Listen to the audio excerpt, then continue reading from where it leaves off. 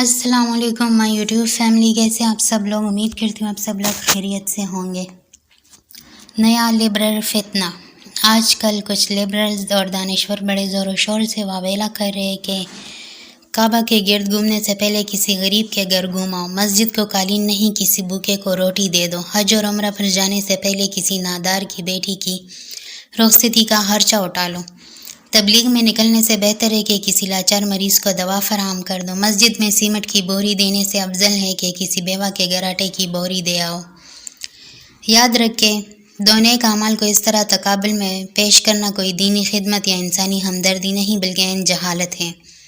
अगर तकाबुल ही करना है तो दीन और दुनिया का करो, और यूँ कहो 15-20 लाख की गाड़ी उस वक्त लो जब मोहल्ले में भूखा सोने वाला कोई ना हो। 50-60 हज़ार का मोबाइल उस वक्त लो जब मोहल्ले में भीख मांगने वाला कोई ना हो। हर कमरे में एसी उस वक्त लगवाओ जब गर्मी में बगैर बिजली के सोने वाला कोई ना हो। ब्रांडेड कपड़े उस वक्त खरीदो जब सड़क पर पटे कपड़े पहनने वाला कोई ना हो। ये करोड़ों की गाड़ी, लाखों के मोबाइल फ़ोन्स और हज़ारों के खिलौने खरीदते वक्त उन दानिश्वरों को, गुरबा, फुकरा, बेआसरा और बेसहारा लोगों को याद रखने की जहमत गवारा क्यों नहीं होती?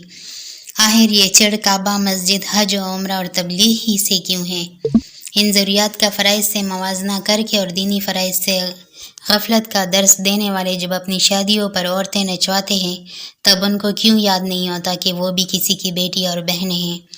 हज़ारों आरामदेह अशिया खरीदते वक्त उनको गरीब की बिन ब्याही बेटियाँ क्यों नज़र नहीं आती? एक बार ज़रूर सोचें, क्या इंसानियत की खातिर गैर ज़रूरी उमूर तरक करना बेहतर है या कि फ़राइज़ का तरक करना?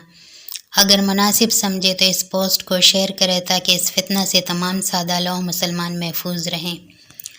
कैसी लगी वीडियो? अगर अच्छी लगी तो प्लीज़ मेरे चैनल को सब्सक्राइब करें ताकि मेरी भी हौसला अफजाई हो। वीडियो को शेयर करें, लाइक करें, कमेंट्स भी कर दिया करें और प्लीज़ पूरी वीडियो देख लिया करें, वीडियो को स्किप ना किया करें। जज़ाकल्लाह।